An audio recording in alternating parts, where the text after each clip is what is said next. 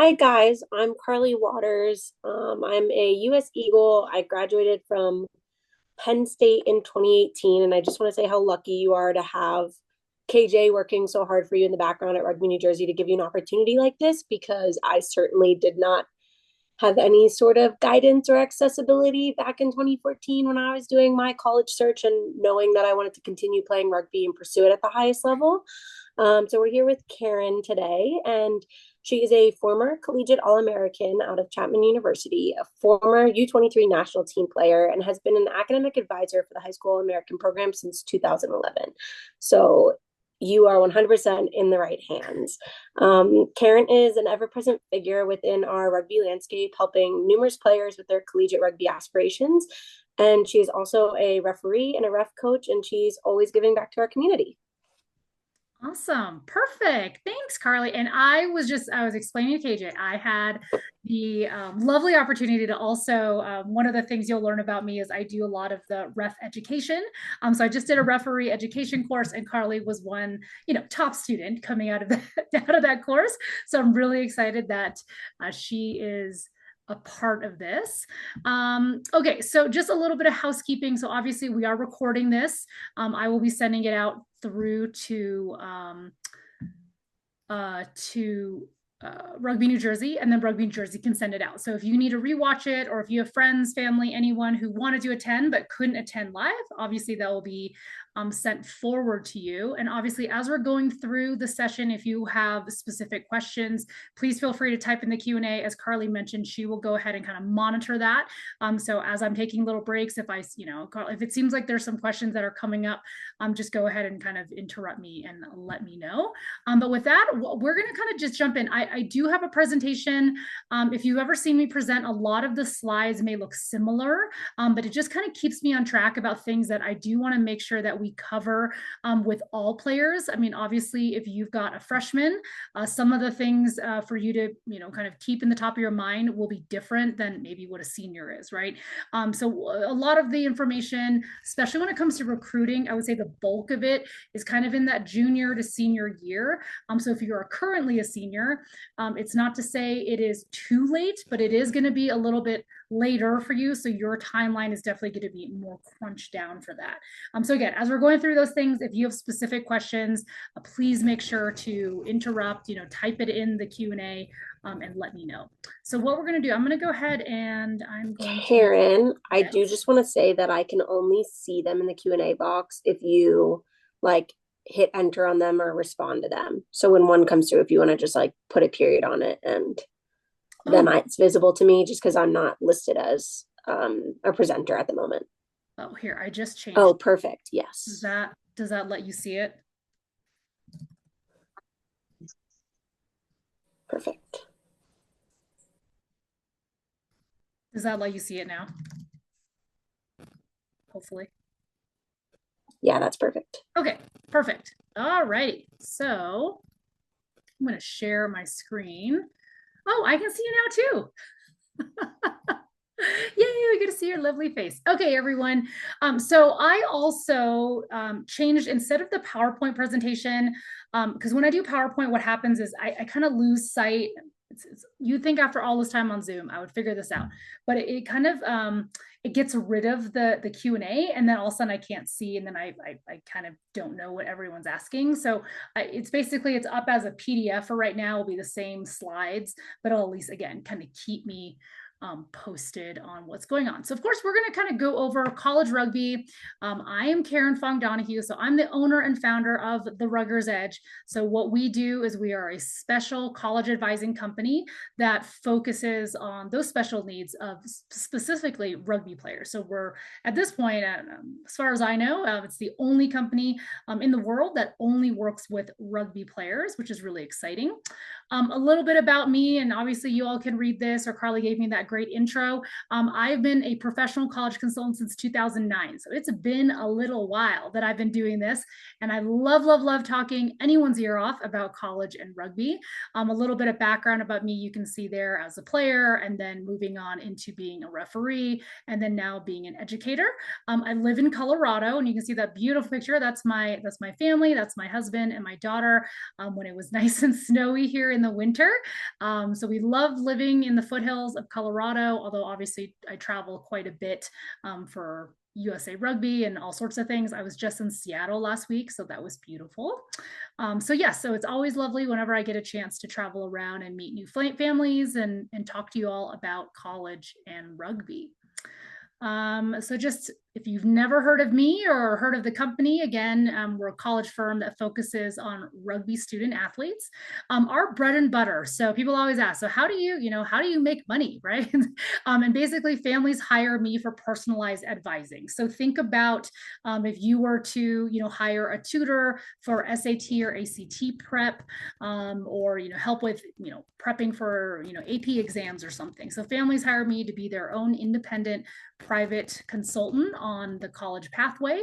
I also do group seminars, which is something that we're doing tonight. And then I also work a lot with college programs, and I'll do some college program consulting, help those colleges, especially the ones that are trying to grow, give them some advice on how they can do it, how they can connect with you all, things like that. So it's really exciting because it allows me to kind of get a little bit of an inside knowledge about what's happening within these college programs. What are they looking to do? What are the kinds of players they're looking for? And then obviously share that with you so then we can make that connection, which I think is a really big, part of this whole, this whole process, right? Whenever we, families kind of hear the term recruiting and it sounds really passive. It sounds like, okay, I'm a student and I'm interested in playing in college, and I'm going to sit here and someone's just going to recruit me, right? Like pick me up out of my high school team, when really the whole process of college rugby recruiting is much more kind of a back and forth. It's a little bit like a tennis match where you're going to have to communicate with colleges, and colleges also have to communicate with you. So that's been a big part of my process, is helping kind of both sides kind of match, right? And find out, what are you looking for in a college? And then college is also thinking, what are you looking for in a player and a student, and trying to find those good matches together. So what we're going to talk about, obviously, if we go off into a tangent, I'm totally fine with that. So please ask your questions. We're going to talk about what the landscape looks like today. And it's funny, I did this session a couple months ago and I had to change slides. So the college rugby landscape is always changing, which is exciting because it means things are growing and developing. But I understand it can be quite frustrating for students, families, coaches, because they're saying one thing and then you're going to then read about something else and you're like, wait, I thought that team was D1AA, and then this year they're D1A or whatever it is. Things are constantly changing. So we're going to kind of talk about what that looks like. We'll talk about what rugby scholarship looks like, what it is, what it isn't, how you go about getting that. And then we're going to talk about the critical steps for the players that are on this call, or if it's your son or daughter looking to play, what are the things that I would recommend that you get done to give you, the best chance of recruitment. And then obviously we'll allow some time at the end for question and answer. Okay. So this is currently what the landscape looks like in 2024.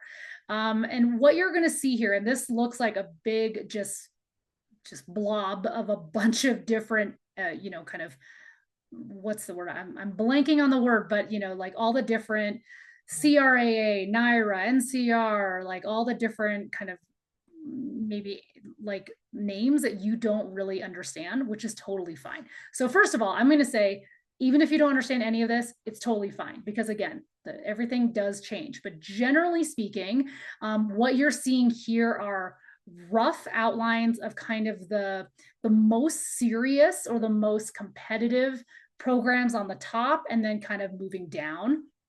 I'm going to explain that a little bit to you. So you're going to see here, let's look at that first row, right? So we've got men's D1A. That CRAA stands for the Collegiate Rugby Association of America.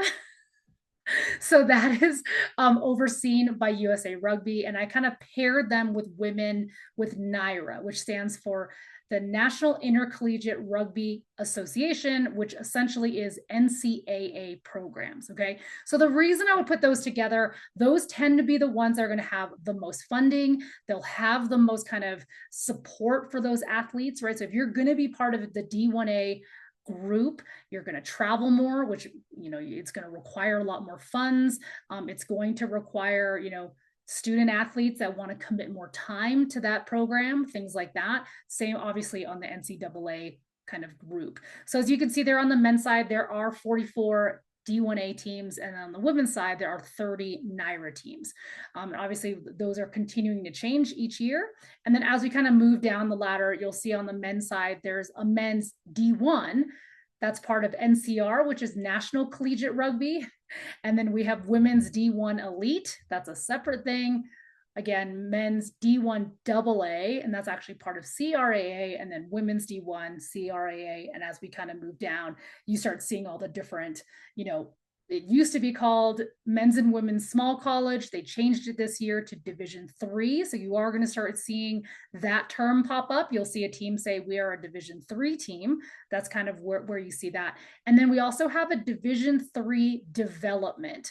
So that's also a new kind of description that NCR specifically has kind of designated for teams that, again, don't necessarily maybe want to compete in Division III yet. And so they're going to be in Division III development. So the reason I bring this up is I often get players that will come to me and they say, I want to play Division I.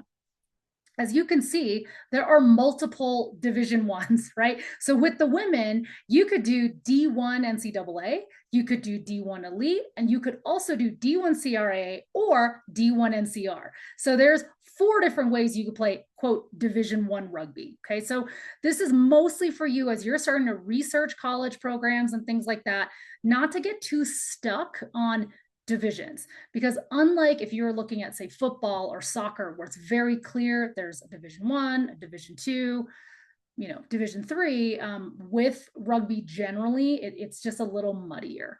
Okay. Are there any questions about this? Do you see anything, Carly?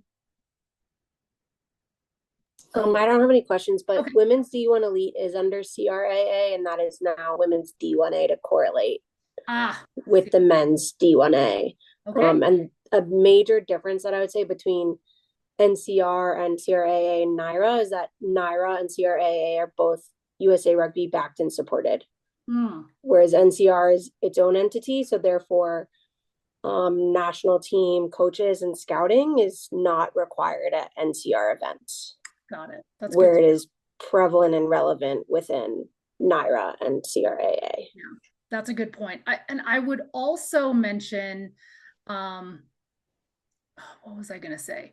That part of when it comes to like recruiting, and when it comes to scholarship for NCAA, D1 can make it different. So we'll talk about that too. But yeah, we do have one question here from Michael, and the question is, can one college have multiple teams in different levels?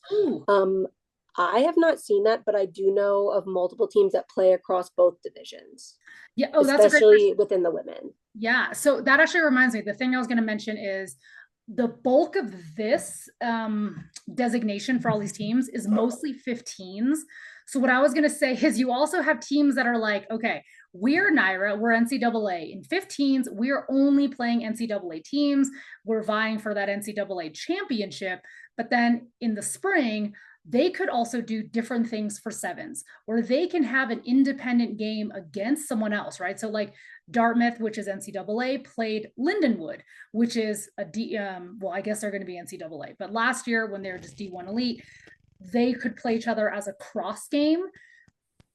That's kind of, it's not super important, but I also want players to know that, yes, you'll see teams play in different leagues, maybe outside of their traditional season.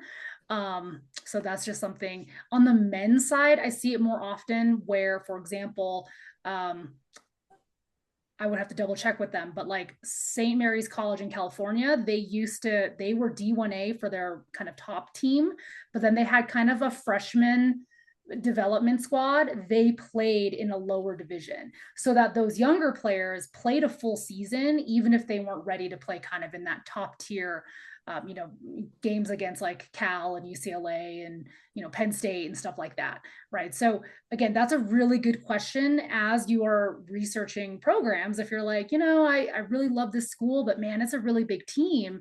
Am I going to get playing time? You can always ask, right? Do your younger players play in a developmental season? Do they do anything like that? That's good for you to know how they do that. So great question. All right, so we'll keep going. And if you think of anything, obviously go ahead and pop that in there. I So do here's, have another question. oh yeah, of Sorry. course. No, It says, please elaborate on NCAA. When did NCAA get a men's national championship? And I believe NYRA is strictly for women. Correct. So Yes. NYRA, so NCAA is just for women. They actually don't technically, and there will be a slide, we'll talk about NCAA in a minute, so hold that question. But actually, women's NCAA is still emerging. So there technically isn't a full NCAA championship for the women yet. So they need to hit a certain minimum number of teams, but I think we're on our way. So, but men's do not. So men's has a D1A national championship. There's also an NCR national championship. So 2 national championships for two different groups of teams. And again, here's just some examples, right? So as you're kind of researching, you're going to see different teams on their websites, on their Facebook pages, Instagram, whatever. They're going to note what division they're in. And the big thing I want you to kind of notice here is whatever the school's NCAA rating. And what I mean by that is, let's say you're used to seeing that, for example, University of Southern California, USC, is an NCAA D1 program, meaning football, volleyball, soccer, track and field. It's a D1, all of those teams are Division One. But for women's rugby, because they're not NCAA at USC, they are in women's Division Two. So teams can choose what division they want to be in. That can change year to year. They can decide to go down, they can decide to go up. And a lot of that is going to depend on who in that area plays what division, how much is it going to cost for us to travel. So years ago, Central Washington, which is a varsity program, was part of NYRA, or they were part of D1A Elite. And then they were part of, it was too expensive, right? They were the only West Coast team having to travel to the East Coast to play. And then also those teams had to travel out to them. So then they chose to pop out of that division because it was just basically too costly. So a lot of times you'll see there could be a team that, in that region should be maybe Division One. They might opt for Division Two simply because of like the region, who they're going to play, how accessible is it to keep playing in that division. So again, putting kind of the work back on the student to do research, right? And see like, okay, I don't really know if I want to play Division Three, but you know what? I'm going to go watch some games online of Endicott. Let me see what kind of level they're playing, and then make a decision before you say, no, I'm not going to consider that school because it's Division Three and that's like below me, right? So part of it is kind of thinking through what, if you don't really know what a team looks like, I would, hopefully try to get to a field, try to watch some games live, or obviously so many of these teams have games online now. So that's really, really good. Okay, so do your research. This is not something to just kind of like catalog shop and say like, oh, I like that school, I don't like that school because of rugby. Okay. All right, I'm going to keep going. So, all right, so here's my slide about NCAA, about NYRA programs. Okay, so as you can see here at the bottom, they have had this sprint to 40 hashtag for a while. The reason they've done this is we need to get to 40 teams that are supported by the school in order to have a national championship, where you would see things like, what you watch with like March Madness, right, for basketball, or you have all those big championships for the other sports. So we're emerging, we're getting there, but that's kind of where this lies. Now the good thing is there's certainly more programs that are getting added every year. Generally, I'm seeing them get added mostly in the Division 3 or Division 2. Although I'm noticing right now, I'm missing Lindenwood. So that was announced this summer. So I think they're going to go in the Division 1 area. So if you're thinking about any of these schools, the biggest thing I'll mention, because we've got juniors and we've got seniors, So if you're going to look at any of these specific programs, there's a couple extra steps that get added to your process. Okay. Meaning one of the first things you have to do is you do have to go through the NCAA Eligibility Center. Okay. You have to get registered through that. Same as if you're getting recruited for soccer, basketball, anything like that. That is the compliance arm of NCAA, making sure you are eligible to be recruited. So that's one piece that you have to do. And then obviously with them, they have a specific process of, for example, if you're a junior, obviously right now they can contact you because you're into October of your junior year. But if you're a freshman or a sophomore, they actually can't talk to you. So they can send you a general email. So like if you're a freshman and you reach out to Lander University, you'll probably get a generic email saying, thanks for reaching out. We'll be in touch with you after, when you're in your junior year. It's usually after September of your junior year is when they can officially talk to you, start talking about recruiting, talk about scholarships, anything like that. Prior to that, they can't. So don't feel like insulted if you're like, oh, I fill out these forms and I haven't heard anything. There's a reason why. Okay. And so this is the difference of, for example, if let's say you're filling out recruit forms for an NCAA program and you're younger, you don't hear back, but then you fill out a recruit form for a varsity non-NCAA program like Central Washington, who can reach out to you, who can start talking to you. They can do all those things because they're not part of NCAA. Okay, so just so you kind of understand, like there is a bit of a difference of the recruiting rules of what they can do. They just, all of these teams right here, they have to follow specific things. Okay. Any specific questions about NCAA? No. And we'll talk a little bit about varsity versus club in the next slide. So that might bring up some more questions. Oh, and I say if you go to the NYRA website, like just Google NYRA Women's Rugby, they do a really good job updating that website, updating all the different teams, all the contacts. They even have a map, which I love, so you can kind of see where they're all at. Obviously, you can tell most of them are really on kind of the Northeast, kind of mid-Atlantic corridor. That's going to be where they're at. Okay, so as we're, I'm Susie Rugby and I am looking for different, colleges, and I start seeing that all these different teams say different things, right? One is varsity. One's going to say we're a varsity club or a team sport, which Carly knows about at Penn State, right? They have all these different kinds of ways of designating teams. And then you also have club. Now, the vast majority of programs in the US, they're going to be club, but club does not mean bad. Okay, so I go back to when I'm sitting down for the first time, meeting with a student, and they might say, well, I definitely don't want to play club. I definitely have to play varsity because that's going to be the best. I want to play the best rugby there is.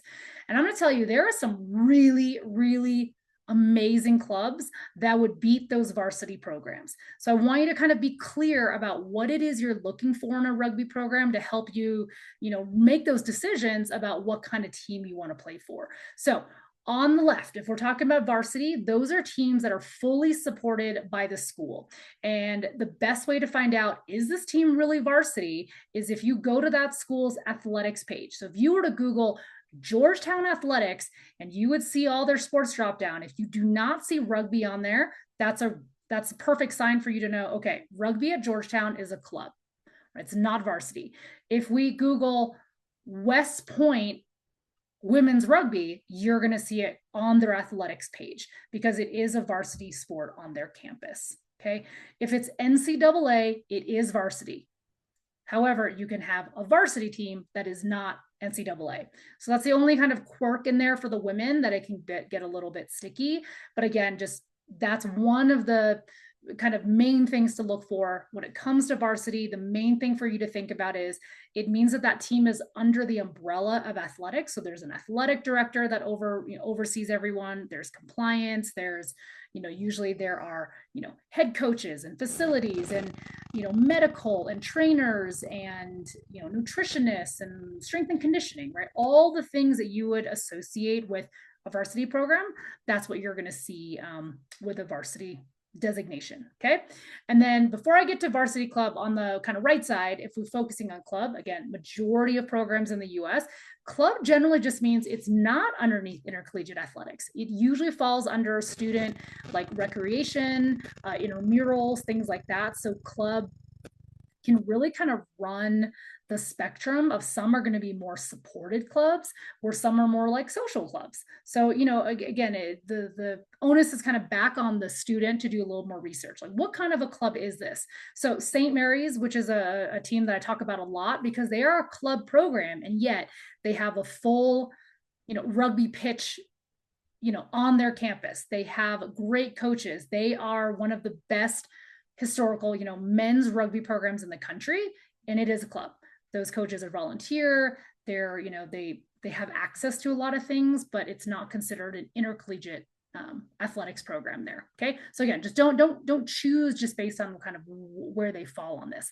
And then in the middle, you have varsity clubs, which are kind of like hybrid, meaning they have some pieces of varsity and then some pieces of club. So the reason I mentioned, I said Carly knows about this because she played at Penn State. And Penn State is at their school, they designated a team sport. And I don't, Carl, actually, maybe do you want to kind of share a little bit about your, like, what was your experience kind of basically on this kind of hybrid model?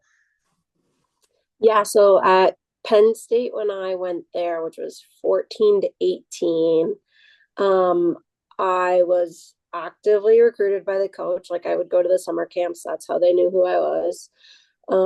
Continue to have conversations between the men's and the women's programs. They get 5 pools a season, and so they would rotate every year as to who got the 3 and who got the 2. So that essentially means that if you academically don't necessarily reach the standard to get into Penn State on your own, the coaches can set your application aside and go to admissions and be like, hey, this is a player we want, and they're going to positively impact our program, and that will get you into the school.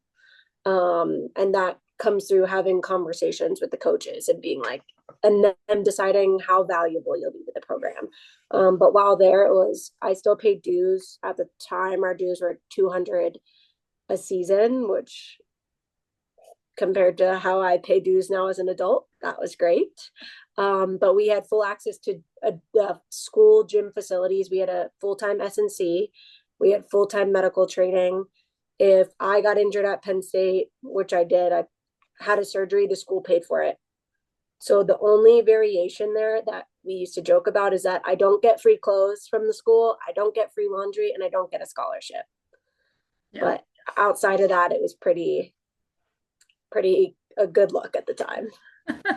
No, and a great education. Like these are things you can't forget. Like I went to Penn State over other schools because I knew academically it was great, and Penn State loves Penn State, so I was going to graduate with a job, no question, which I did. Yeah. So I think the things that Carla is mentioning is, you do, and it will vary between, so like University of Arizona is another school that's kind of in this hybrid model. BYU is kind of in there too, where again, it'll kind of vary between the teams, what they're able to provide, but most of them are going to have many of those similar pieces of access to, maybe varsity facilities. So like the fields or, kind of weightlifting, those extra coaches, travel, where if you'll see it on the club side, if a team makes a playoff or a tournament or something, on the club side, it's generally self-funded. So it is, you're fundraising, you're seeing the GoFundMe's, you're seeing the, car washes, which is what we used to do, right? You'll see all those kinds of things to afford to be able to go to playoffs, where at a varsity club or a varsity level, usually the school is finding some way of funding to help with those sorts of things. Any questions about this, or we will kind of keep going forward? Okay. So one of the things that I really stress with students when we're thinking about, is this school a good fit for me? Because I really want you to focus in on, this is really about fit. Like what works for Carly may not have worked for me, may not have worked for Susie, and could not work for Mary, right? We might all want different things. And that's a really good thing to start wrapping your head around, especially as a senior, right? If you're a senior and you're applying right now, I mean, there's a bit more pressure on you, but is definitely, try to put the blinders on and not pay attention to what your teammates are doing, what your neighbors are doing, things like that, because it's got to be what's going to be a good fit for you. Okay. So most students come in and they might say, again, we go back to the one I often hear about: I want the best, I want Division I want #1, I want high performance. And then we lay out what a high performance atmosphere really looks like. And so for many of those players, especially if we're going to do, an NCAA D1 program or one of these team sport programs, you're looking at anywhere from 20 to 25 or more hours per week of rugby. And that is on top of going to classes, on top of having to write papers, having to study for finals. All of that gets wrapped together. And I ask players right now, typically, how many hours are you committing to rugby now in high school? Most high school players are going to be anywhere from maybe like 8 to 10. Some might do a little bit more, but the vast majority is really a couple practices a week for, a couple hours. That's about it. Right. And then you're not also then having, for example, on the high performance side, you have your lifting sessions, you have your team meetings, you have film, you have, if you had to rehab something, you have field practice, plus travel, right? So again, I really want players to really think about high performance sounds really great until you see how much work goes into high performance. Okay. So that's something to think about as you're researching schools. Are we looking at high performance? Are we actually looking at programs that are more competitive, right? And this doesn't mean that's bad, but again, the commitment level is going to be lower. So especially for students I have who might have really, really intensive majors, if you're an engineer, you might be looking more for a competitive program where you're still, you're still practicing a lot, you're having team runs, you're doing those things, but we're really only committing maybe 12 to 15 hours a week. Or maybe you're actually looking for social. Social meaning you're going to have a good time. You're going to play rugby. It's going to be fun, but you're not making a life out of this because, again, you are pre-med. You are, doing architecture and you have lots of labs and design and things like that you have to get done, right? So rugby is a huge piece of college, right? I mean, this is why we're here talking, but you're going to college to get a degree, kind of like what Carla's saying. You're getting a job afterwards, right? So we do want to think about what is the situation that's going to set you up to do the best you can in college. Carla, do you have any thoughts about high performance? I mean, obviously as an Eagle, I'm sure you have that kind of similar atmosphere. Like, any thoughts about that, like, commitment level of like time in college? You're much younger than me. It's been a long time since I had to do this. Any notes about that for students to think about? I think it's like scary to think about going from doing 8 hours of travel or commitment to like 20 plus hours, and scary that you don't have a parent feeding you at the end of the day, a parent doing your laundry and that kind of thing. But just understand that when you're going into a program like that, you have players ahead of you that are there to help you. And then it's also the understanding that when you're in a high performance rugby environment, it's still typically the coach's top priority that academics are coming first and that you're staying afloat. At Penn State, we still had like an academic minimum. And if you weren't hitting that, you weren't seeing the field or able to participate until you got that up. But when you go into a program like that, you still have many resources to help you find your footing, be comfortable, teammates that have taken the same class that can provide you tips and tools, help you figure out the right teachers for you, things like that. So it's daunting, but I'm very much a regimented person. So it's easy for me to be like, hey, I have class at 8, I lift at 10, I'm having lunch at this time, I'm doing skills at this time, I have 4 hours to do homework, and then I'm going to training again. So like, I like a schedule, something like that works for me. But it's not for everyone. Yeah. So just as Karen's been saying, like, understand what kind of program you're going into and what's going to be the best fit for you, not just rugby wise. Yeah. That's not the only focus here, because we're not in a world yet where rugby in any country is paying you enough to like continue to live. Yeah. So I love, and I think I've had some students too who would say, that seems like a lot. It seems really structured.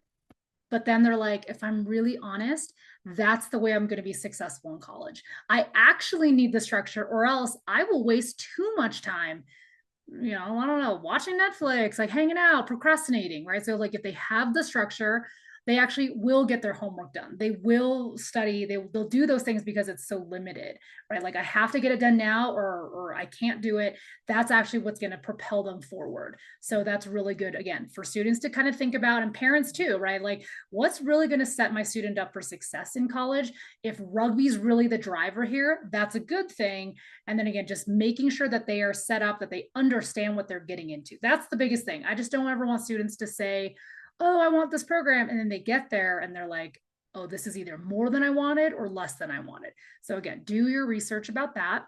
And you're never stuck anywhere, because also you can have one injury and rugby can be removed pretty quickly. So again, when you're choosing a school, when I chose a school, it's, can I be happy here if I don't have this major driver in my life? No team's ever going to like kick you off if you have an injury. But if you can't be on the field with them, can you have a community outside of that? Yeah, that's a really good point. Okay, so let's talk a little, we're gonna switch gears a little bit and just talk about scholarships, because college is super expensive. I'm very scared for when my daughter has to go to college because it's getting really, really expensive. I think this year, a couple of the colleges broke the records of being over 80,000 a year to go to college, which is crazy. So I know families out there are a little bit, they're a little bit worried about the cost.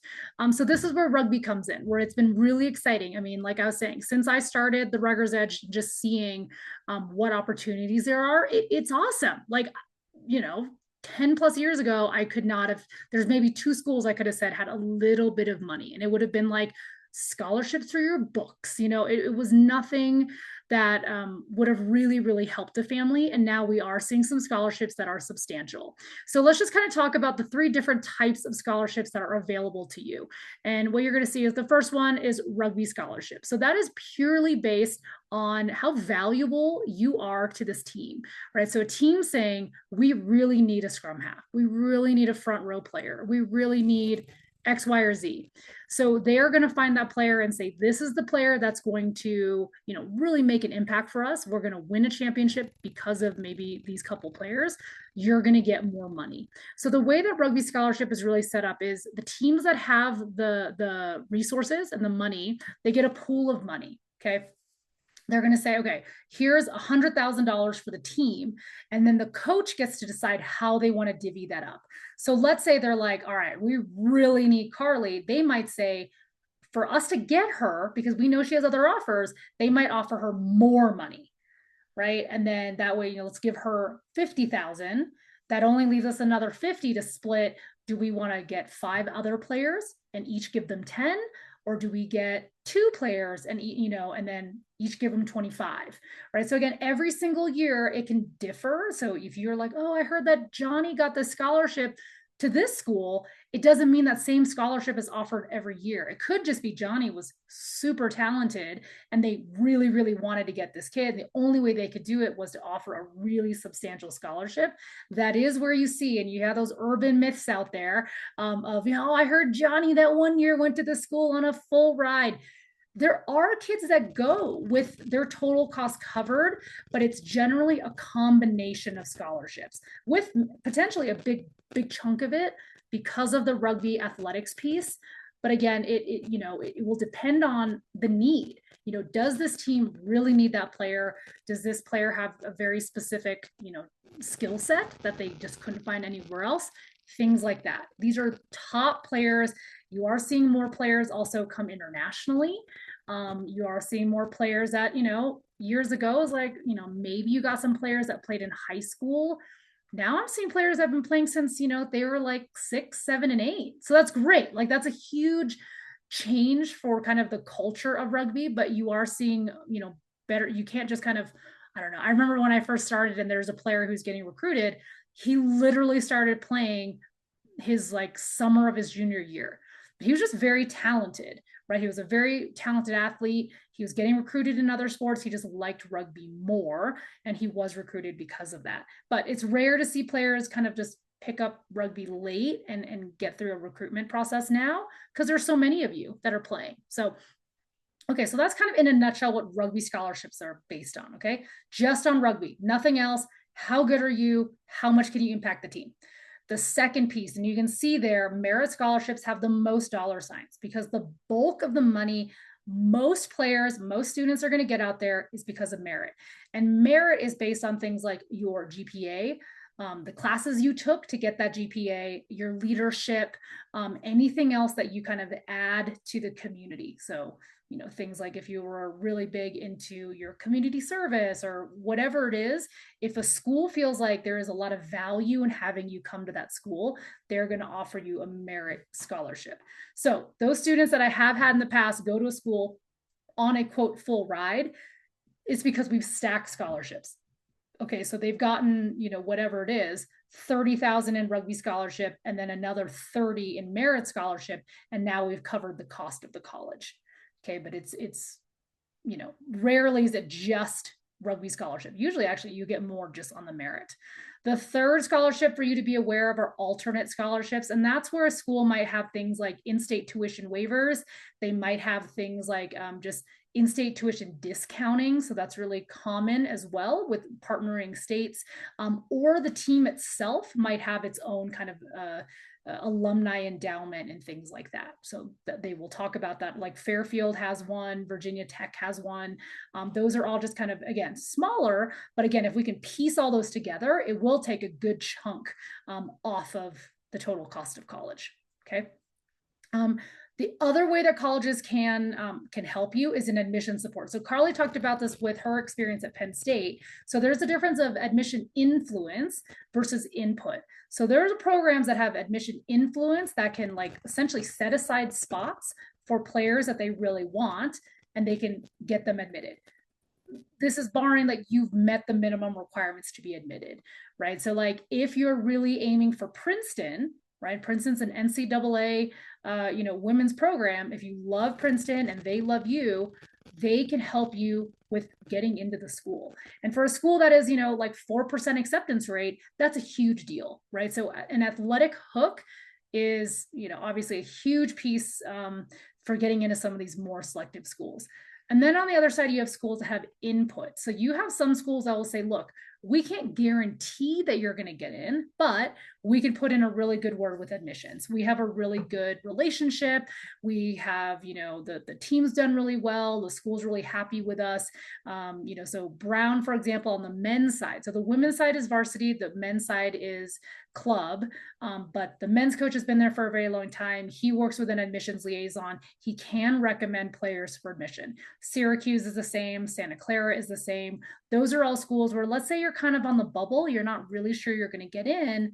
That rugby coach can write a letter of support, can flag your application, and it could definitely help. The analogy that I tell a lot of players, if a coach is able to say they have input, it's similar to say you're applying for a job and you happen to know someone that works there, and that person's like, hey, I'll put in a good word for you with human resources. It's always nice to have someone on the inside kind of vouching for you. So that's kind of what the input piece is. So as you're talking to coaches, that's a good question you might ask is, you know, if there's any way you can provide some input in my application, I would really appreciate it. And we can see what happens there. Okay. All right. I'm going to keep going. All right, so this is, I kind of touched on this. This is what a rugby scholarship might realistically look like. Okay, so you can see this is the student on the left, and then we have the university on the right. So again, we're not cutting the total cost down. This family is still going to end up paying $15,000, but they're only paying $15,000 instead of the 40. And because we have this student here who's a very good student, is a captain, is a leader, does all these things, obviously is a very good rugby player as well. So now we're getting to, you know, we're down to 15,000, which is 5,000 less than their budget. So that's in a perfect world. If we can make this happen, this is what a lot of families might be looking for. So that's something that I would be helping with, right? Is trying to figure out, well, what is your budget? What are we looking for? How can we, you know, potentially make this happen? A big part of this is college list building, right? So like, you can't tell me you have a family budget of 20,000 and yet you want to make sure you go to USC, Vanderbilt, and Rice. Those are all schools that start at 80,000 a year. Even with merit aid, we're not going to really get it down to 15, right? So like kind of understanding where you're coming from and what you're looking for. We might have to start kind of looking at, are you willing to look at Ohio, Illinois, Iowa? We'll have to look at different states and different schools in order to make your budget work. If that makes sense. Okay. All right. I'm going to keep going. I do have a question Yeah. here. The question is, what evidence should you supply to a coach to help them influence your application? Mm, perfect lead in. We're going to get into some steps. And oh my gosh, we're already like running out of time. So I'm going to talk really fast. Okay.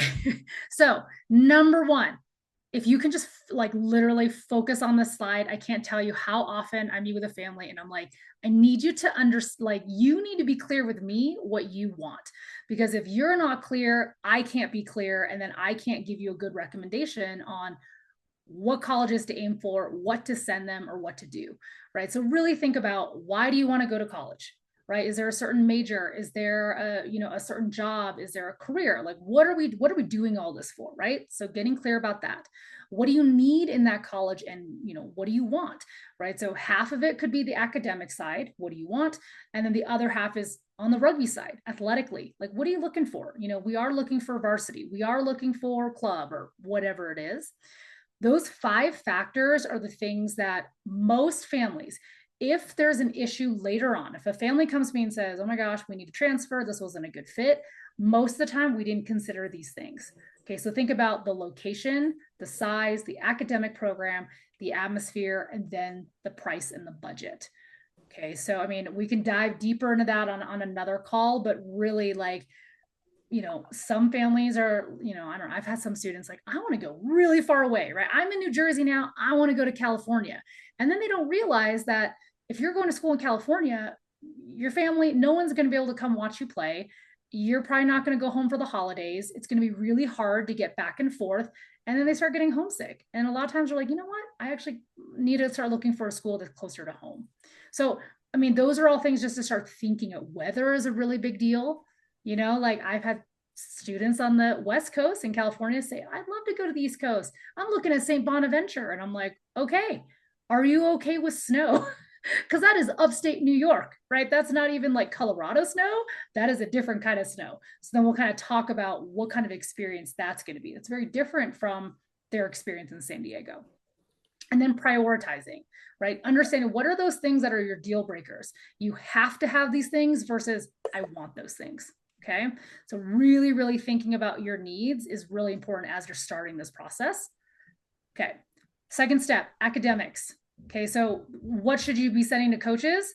Number one, the number one thing they're going to ask for is your grades.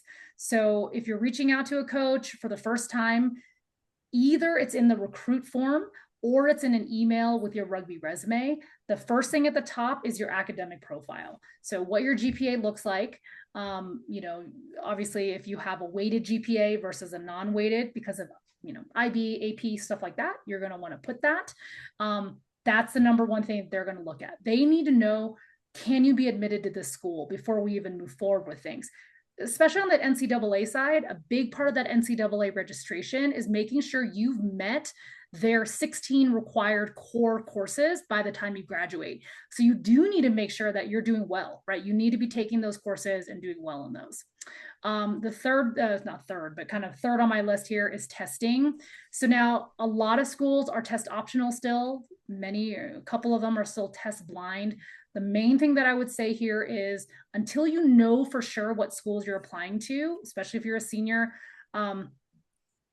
testing is important. So SAT versus ACT, it can only help. So if you do well on an SAT or ACT and you decide to add it to your application, you decide to include it on your resume or when you fill out a recruit form, it can only help. So for many of the recruiting pieces of NCAA, they still have a testing requirement. So again, if you're going that route, I would advise you do want to do the best you can on testing. If it doesn't go well for you, we should definitely talk and there are ways around it, but I would definitely aim to do the best you can. Okay. And again, obviously back to that academic profile, the stronger that is, the more money you're going to receive. Right. And honestly, like the more, kind of interest you're going to get from coaches. Okay. All right. So third step, let's talk about athletic. So I'm going to kind of run through this a little bit. Proper communication. Okay. So if you're just starting to contact coaches, generally junior year, if you're a junior, this is your year. Okay. You need to be contacting coaches. And usually the process is going to begin with filling out a recruit form if they have one. So varsity programs will have a recruit form, and then a follow up with the coach. Okay. Most students, I would say the number one pitfall they do is they fill out the form and then they leave it. But really, you should be filling out a form for Quinnipiac and then following up with an email to Coach Carlson. Hi, my name is Karen Donahue. I just filled out a form. I'm very interested. I've attached my resume just in case, because it includes some information that wasn't asked in the recruit form. I'd love a chance to chat with you. I want to learn more about the program, and I want you to learn more about me. Right. And then that's where we go back to what I said in the beginning. It is a tennis match. If Coach Carlson emails you back and says, that's great, I'd love to see a copy of your transcript, you better be checking your emails and send a transcript.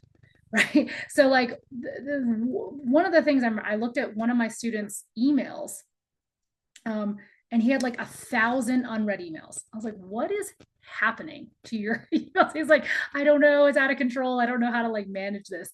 All of recruiting is going to go through emails. Okay. So like that is where all the communication is going to happen. So make sure you're checking that.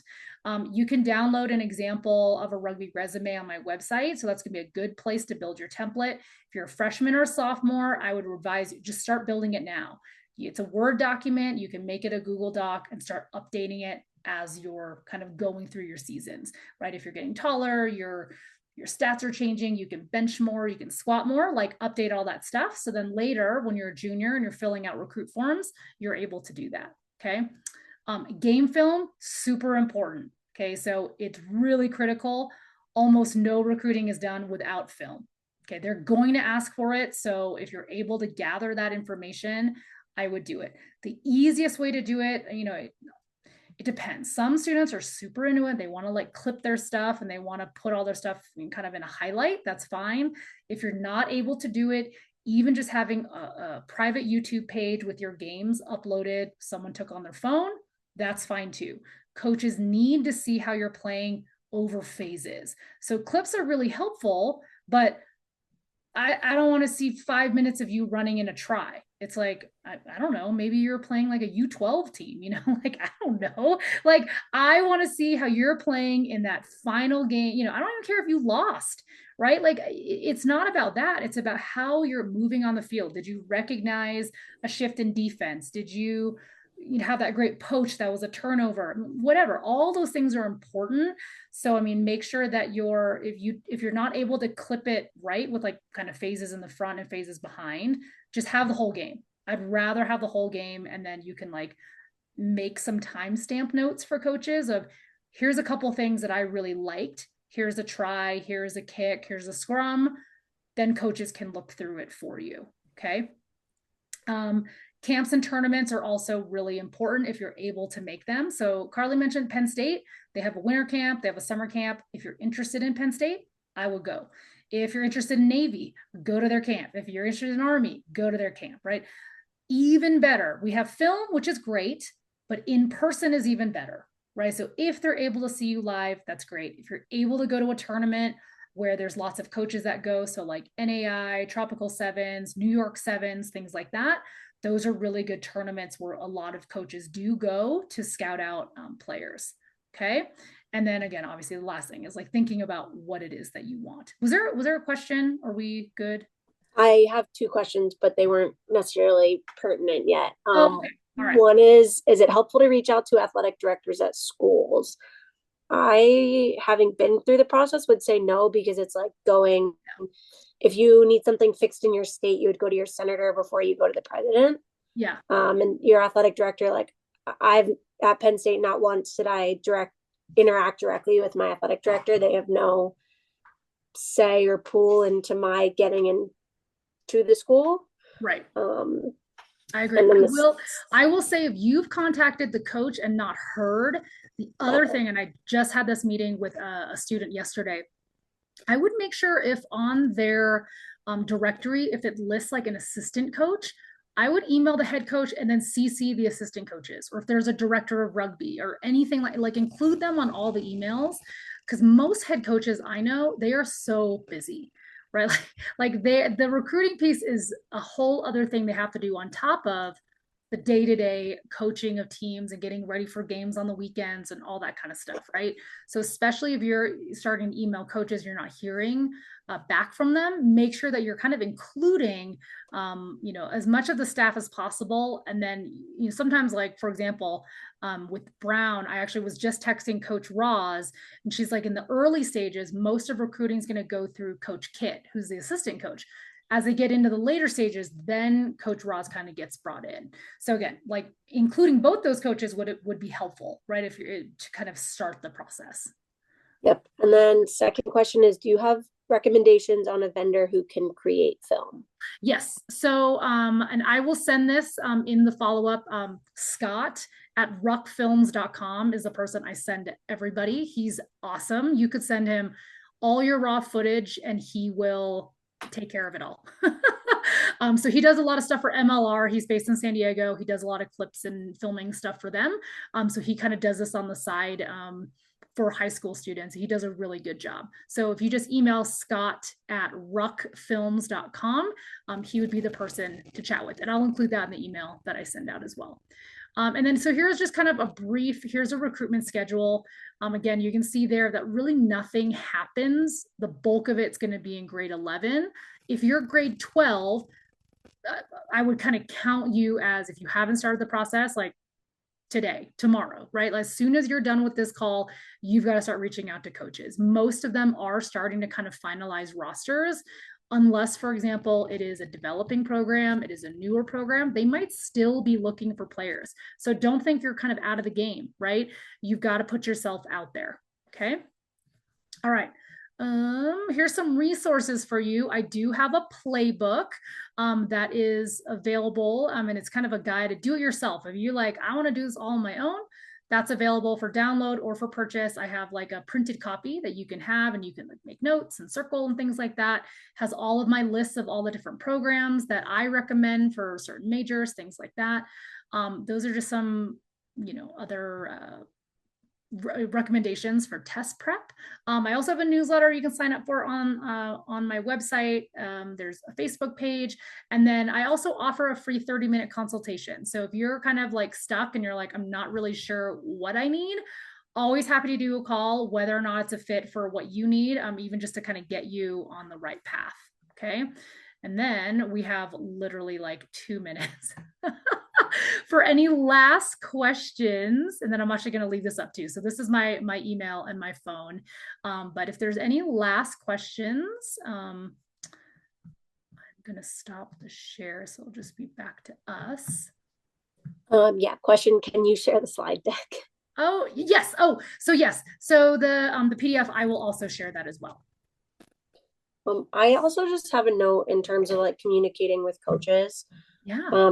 Definitely big on, if you want to make a highlight reel, make one, but also include a few of your games, because coaches are looking at what you're doing when you don't have the ball in your hand, and what kind of teammate you are, and what kind of sportsmanship you're showing.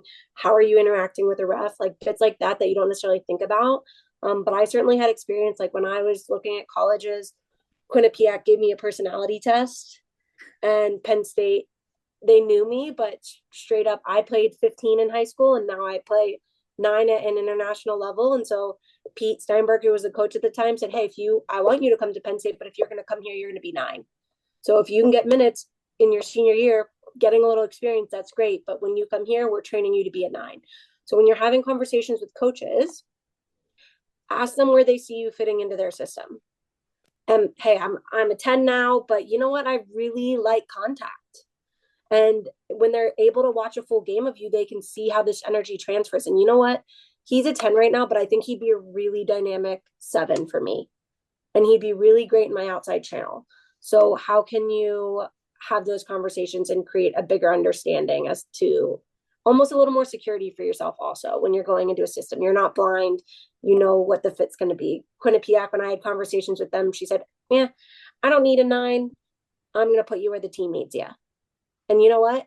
that wasn't a good enough answer for me. I knew I wanted to play at the international level. And when I have the national team coach in my corner telling me I'm going to play 9 at the national level, that's the option that's going to fit best for me. Yeah, no, that's great. And I think that's a really good point that in the resume, or I think it's in most recruit forms, and if it's not, then it's even more reason to put this in your resume, is having primary positions and then alternate positions. So sometimes I have players that are so in the winter, a lot of times I'll go to the ERA camp, right? So the Eagle Impact Rugby Academy camp. And it's always like, it was kind of a running joke for a while where like everyone who came to the camp was either an 8, a 9, or a 10, because those are the players that get the most touches, right? So they're the ones who are, usually the captain or usually whatever. And then when they get there, all of a sudden the coaches are saying, okay, we cannot have 25 9s. We've got to start moving some players around to, are you willing to try this, or that? Some players are resistant, right? They're like, I'm used to being a 9. This is what I want to do. And it's like, well, in all reality, when you get to that next level, that, listen to these coaches, right? They might say, I'd actually love to see you at 12 or whatever, and just be willing. Say, yeah, absolutely. I will play anywhere. Those are the players the coaches are going to recruit. Being able to say, I'm mostly right now, my primary is 10, but and try to find those games. Ask your coach, like, hey, can I try some minutes at 15? Can I try it at wing? Just so you also have like different, kind of different experiences. Okay, so we are at time right now. I don't ever, it's already been so long for everyone. I really want to thank you all for joining us. Carly, thank you so much for moderating this. If you have other questions, again, please feel free to email me, just Karen@ruggersedge.com. I will send the deck. I will send this recording. I'll send all those resources to you. And then hopefully we will do this again for Rugby New Jersey soon. And again, thanks for KJ for arranging all of this and for all of you for joining. And everyone have a good night. Thanks, Carly. Good to see you.